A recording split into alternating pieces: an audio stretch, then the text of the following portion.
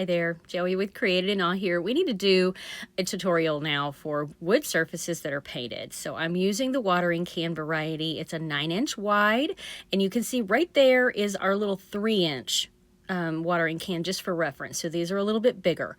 You can also get them in individual sizes. And then I am going to add in the Gather and Grow, which is also a 3-inch, just for reference. I'll start by cutting out the watering can I want to use.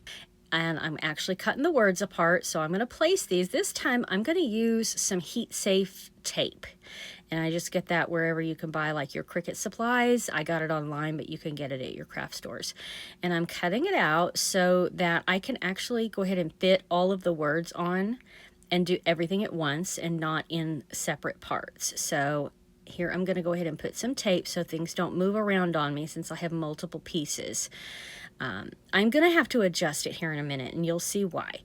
But I am not going to do tape on the word "and" because it's so small, and I don't want to add a layer over the word. So I'm just going to start with that one. My iron is at a high setting. It's a little craft iron that has a real flat surface.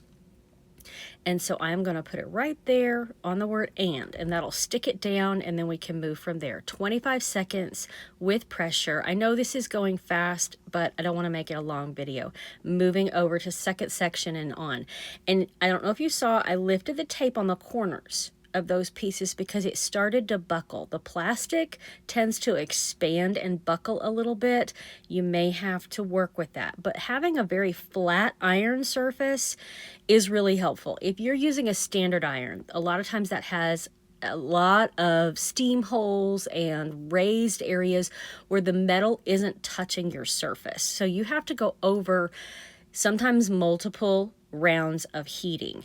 And I did find a spot there. I had to go back. So now I'm going to let it cool. Each section got 25 seconds of pressing without moving it.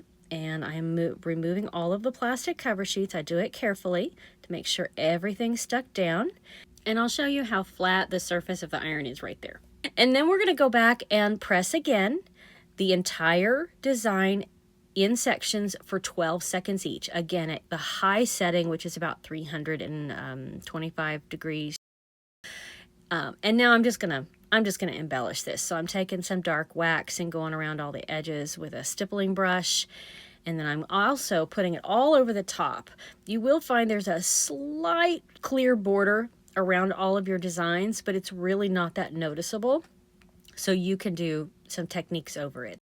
And then we're going to add a little bow with some burlap ribbon in the back, some lace looped through, and a piece of, that's my coffee stained seam binding that I like to add. Just a little vintage touch. I'm going to tie that off, and I'm going to add a button to this before we put it on there.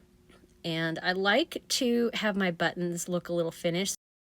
So that right there, was my floss threader, dental floss threader, and I am threading through a tiny string. It's actually a piece from that burlap ribbon that I had pulled off, and giving it a little tie. So I don't like them to be empty in the middle. And then I'm using that same threading tool after I get this tied onto the cutting board. Oh, and I'm going to do like a crisscross the opposite direction right there with my jute so that the bow sits straight and doesn't go sideways on me.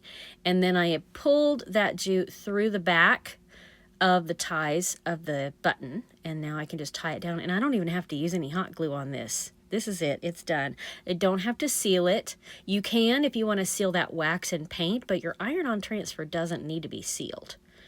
And I'm just trimming up the bow a little bit and make it even, and I'm going to put a little jute at the top, and it's finished. Hope you enjoyed this. It is really simple. Just be careful when you're ironing those on that you're watching that plastic. If it bubbles up, you may have to press again. So enjoy transferring onto wood. Have a great day.